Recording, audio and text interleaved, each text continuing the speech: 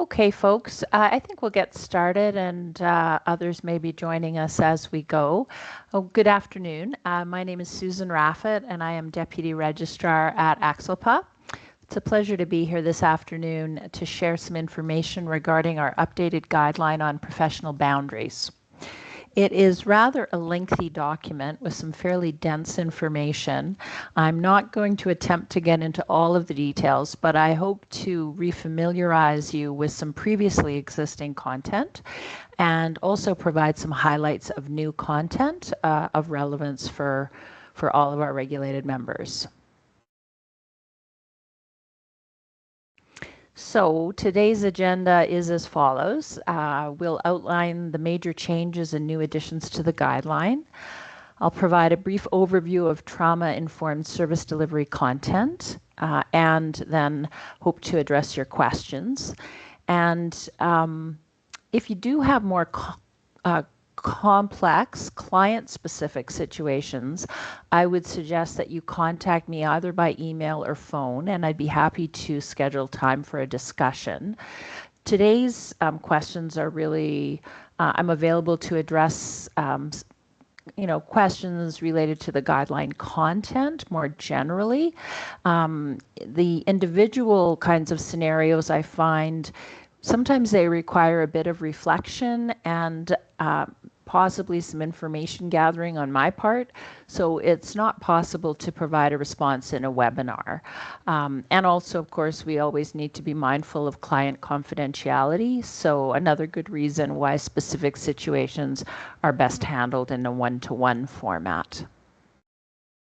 Also, if you do have questions, you can pop them into the chat, and because I'm looking at my notes and the presentation, I'm not going to be able to see those, but Paula, who's assisting me today, will be able to let me know if we have questions coming in. I may keep some of the questions more towards the end of the presentation, but if there are kind of really burning questions that need to be addressed or there's an issue that comes up, Paula will let me know. So in terms of what's changed with regard to the guideline has been separated into 3 separate standalone sections. The first section is focused on sexual abuse and sexual misconduct. The second section is focused on therapeutic and professional boundaries. And the third section is a new section devoted to trauma-informed service delivery. And there are content advisory warnings embedded into each section now, as some of the content might be triggering for some individuals. We've also updated terminology throughout the guideline, so the terminology is now consistent with our legislation and any changes that have been made there, also with our ACSLPA standards of practice and with our revised jurisprudence modules. In relation to the first section of the guideline on sexual abuse and sexual misconduct, there haven't really been any substantive changes to the content, but we have updated some of the terminology and we've tried to improve clarity and wording. There's a lot of graphic information in relation to what constitutes sexual abuse and sexual misconduct, so I just want you to be aware of that, and as always, sort of to read with care and do what you need to do if any of that is triggering for you. I would also like to take a few minutes to remind you of the definitions of a patient and a client for the purposes of this document, and we'll get into that in a minute. And then finally, I would just urge all regulated members to review relevant components of this section of the broader guideline, which are listed in the third column on this slide. So the relationships in the therapeutic context section, preventing sexual abuse and sexual misconduct, mandatory duty to report, and then Appendix A provides some scenarios that could be helpful as you consider this content. So just a couple of kind of bottom line statements, if you will. ACSLPA does hold a zero tolerance stance towards any abuse or misconduct by regulated members. And it is always the responsibility of the regulated member to maintain professional boundaries and to abstain from engaging in sexual abuse or sexual misconduct. I refer you to Standard Area 5 of ACSLPA's Standards of Practice for detailed information in relation to our standards around sexual relationships, sexual misconduct, managing professional boundaries, sexual relationships with former patients, existing sexual relationships, conduct of a sexual nature, mandatory education, female genital mutilation, and mandatory duty to report. And I guess just to stress the gravity of these types of issues, mandatory cancellation of one's registration and practice permit is sort of the standard, if you will, for sexual abuse, and mandatory suspension for sexual misconduct. So it's pretty serious kind of area and implications for health professionals. This is the slide that I wanted to talk a little bit about, just to refresh people's memory on the difference between the terms client and patient. Typically in our guiding documents, we speak about clients and about providing professional services. And we have definitions of both of those terms available in the guideline and on our website. Day to day in your practice, I'm sure sometimes you talk about clients, some people talk about patients, and it kind of depends where you work, and you don't really think about those being different. But when we talk about sexual abuse and sexual misconduct, the more narrowly defined terms of patient and health service are used.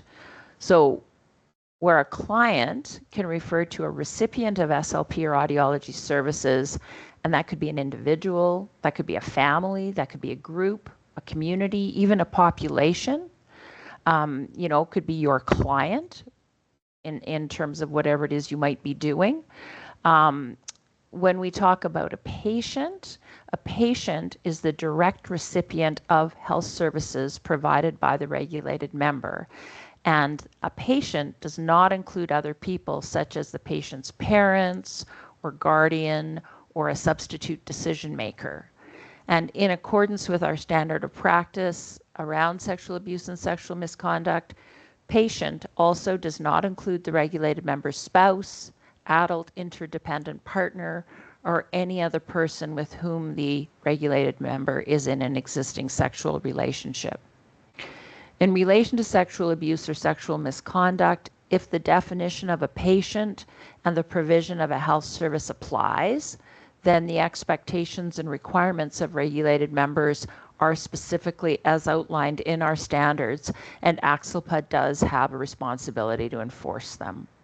So this information is reviewed in our jurisprudence modules, which every regulated member is required to review every 5 years. But I would really urge you to take a look at the guideline, as this information is also covered as part of it. All right, so then moving to the second section of the guideline on therapeutic and professional boundaries, I'd like to flag some new or revised content that it would be good for you to review. This slide is taken from page 5 of the section on therapeutic and professional boundaries. I'm not going to go into detail. I think you can read this on your own. But the table might be specifically helpful, or especially helpful, I should say, for understanding the distinction between therapeutic versus professional relationships. This next slide talks about the key components of the therapeutic relationship. And I think just to say, it's important to remember that the therapeutic relationship involves an imbalance of power between the regulated member and the patient or client, whereby typically the regulated member, so the professional, holds power over the patient or client. And as a result, the patient or client may feel vulnerable in their interactions with a regulated member. So the guideline speaks about this power imbalance and about strategies to minimize the imbalance and ensuring the establishment, the maintenance, and management of professional boundaries. So again, just important for you to be familiar with that and to think about that in your interactions with the people that you work with. A new component of the guideline addresses the importance of self-reflection in relation to boundary maintenance. So examples of different types of self-reflection are available in the guideline, as well as sections focused on gaining self-knowledge, communicating empathetically, and understanding role limitations. And this section of the therapeutic and professional boundaries document begins on page 8. So again, just urge you to take a look at that, and if any kind of specific questions come up for you, you can certainly be in contact via email or phone.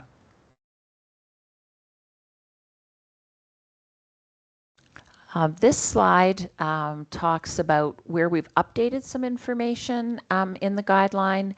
So we've talked a little bit about boundary crossings, sort of warning signs, risks and management, ethically gray interactions, some examples of those and management tips, and then culturally sensitive care and considerations in that regard. So in terms of examples of ethically gray interactions that we often get asked about, those would include giving or accepting gifts from clients or patients, treating relatives or friends, and social media. And there's also a section on touch and proximity. And I guess just to say, you know, these might be things you don't actually think about as being problematic. I think the guideline just challenges us to consider different perspectives in relation to these issues. And there are also some guiding questions to assist in determining when a situation might be appropriate versus problematic. And I know these are areas we get a lot of questions about. So again, I do think there's some good guidance in the document that you can have a look at. And again, certainly if you have a specific situation, happy to address that via email or phone.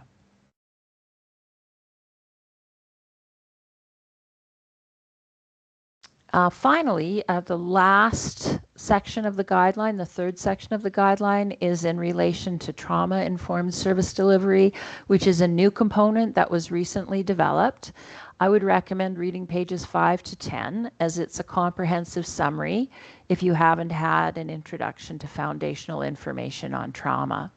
And like with any content of this nature, please practice whatever self-care is necessary, as some of the content might be impactful.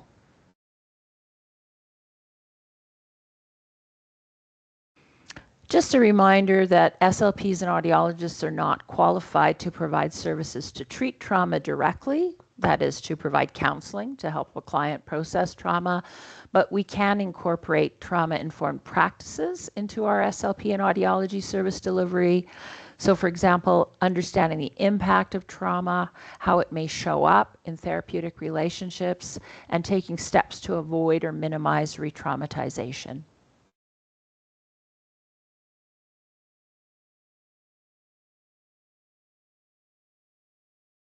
Because this is a new guideline, we will spend some time drawing your attention to the practice guidance, as it is important you familiarize yourselves with the content.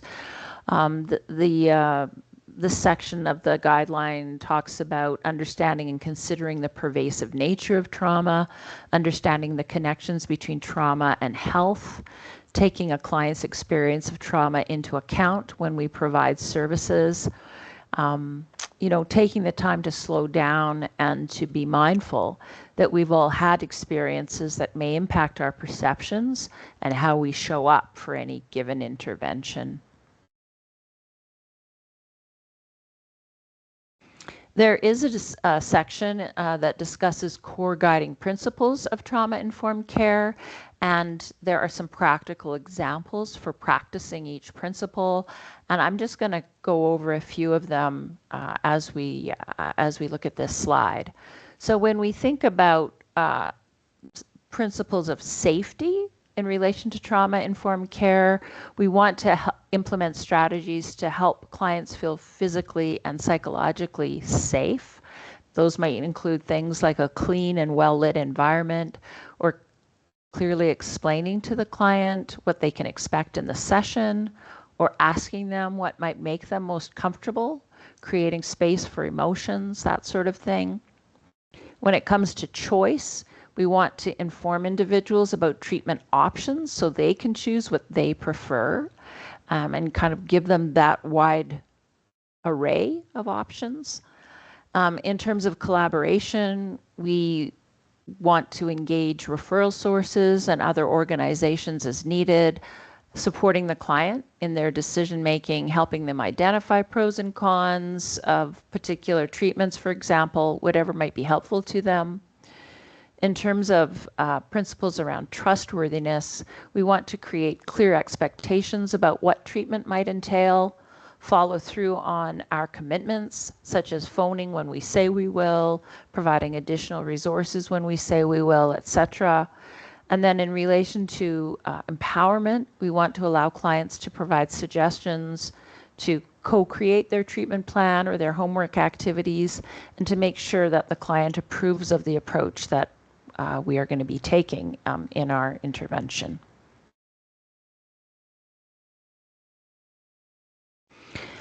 In terms of responding to client disclosures or trauma responses, we want to make sure that we stay within the our scope of practice when we respond to disclosures or trauma responses. So I'm going to walk through kind of each of these boxes. We want to maintain confidentiality. So there may be circumstances where a regulated member is obliged to break confidentiality and report concerns. So clients should be informed in advance of what those circumstances are. So for instance, we have a duty to report when we become aware of abuse or neglect. So letting people know that in those situations we might need to disclose information. We might want to talk about how to document a disclosure that they've shared with us. So if not required, you could still have a conversation about what, if anything, should be included in a file. For example, they've disclosed something that's important to them, and you might say, this was a really important, conversation that we just had. What would you like me to document about this, for example, just to have an open conversation about that. Acknowledging and checking in. If you're not trained in trauma screening, it's not appropriate to directly ask clients if they have a history of trauma, but if something feels off, you could check in and just ask if there's anything that's causing the client discomfort. They might need a few minutes, they might need to reschedule for a different day. You just kind of need to check in on those things. You want to listen and validate without asking for details. You might provide an appreciation for their courage to tell their story. And then maintaining scope of practice and initiating referrals as needed to appropriate healthcare professionals with the client's consent. Of course, remembering that treating trauma is outside of the scope of practice for ACSLPA professionals. But immediate safety concerns do need to be addressed, which goes back to the discussion regarding confidentiality and when it might need to be broken. And as I mentioned previously, when there are safety concerns, threats of violence in the home, self-harm, child safety, those kinds of things.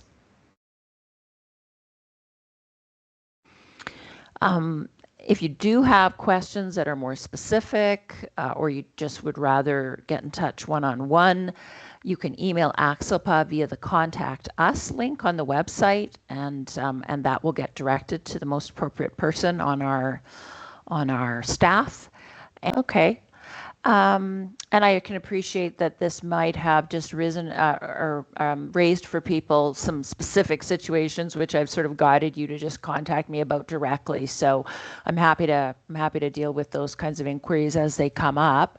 And certainly once you've had a chance to read the document in full, if other things come up and you'd like to have a conversation, feel free to contact us at the college. We're happy to Happy to work with you. I guess then we can just leave it there for today unless anything else has come in.